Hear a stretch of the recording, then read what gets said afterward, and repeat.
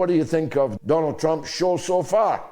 I have always believed that the United States was under the decades of rule of what we call the establishment, the duopoly, was heading straight towards the abyss. And if left to its own devices, that's what America, that we take the world with us. I mean nuclear war. I thought that, and I still think that Donald Trump it is the only alternative available that can avoid that outcome.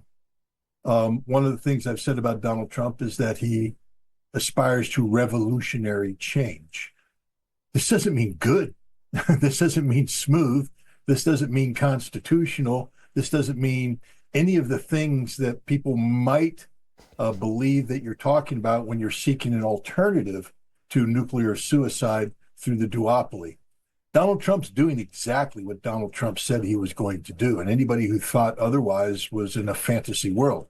This is a man who doesn't have a coherent vision of how America is supposed to operate in the world. He just believed that America would stop operating the way that it was, that the rules-based international order that America had been leading, this global hegemony, was unsustainable, and that something new had to come in. He calls it "Make America Great Again." We might want to call it "Make America Foolish Again," or "Make America Stupid Again," or whatever you want to say. It's not coherent. It's eminently chaotic. But let me give you an example why I continue to watch what Donald Trump's doing with great interest. Let's take the Ukraine conflict. We know that Donald Trump is not going to end this conflict. We know that Donald Trump has no vote in this. This is something that the Russians, through their leader, Vladimir Putin, they alone get to dictate how this conflict ends. We know that it's going to end poorly for Ukraine. Why then play the game? Why then promote American intervention? Because it was never about Ukraine. I think people need to understand that.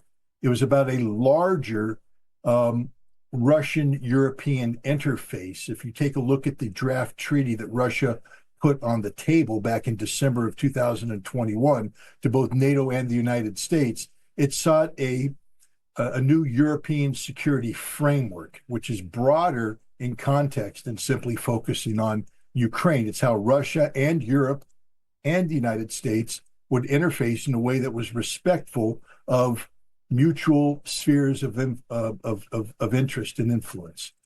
This is where the United States comes into play. See, this was a dialogue that the Biden administration, that the establishment would never engage in.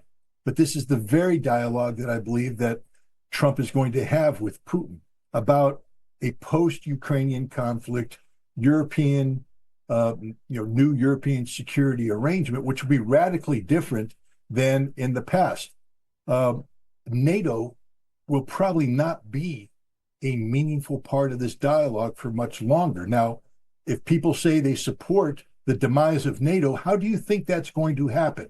Was it going to be smooth? Was it going to be in a way that made Europe happy? No, it was going to be chaotic. There was going to be an element of anarchy attached to it.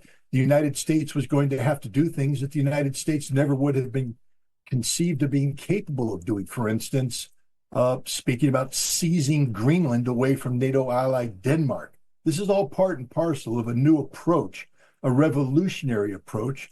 The end result will be, I believe, the demise of NATO, the weakening of Europe, the strengthening of European-Russian ties, and getting America out of Europe from a security standpoint. I like that outcome. I'm not saying I'm happy with the process, but I'm saying that to sit here and just call Donald Trump a train wreck ignores the context in which we put that locomotive on the tracks to begin with.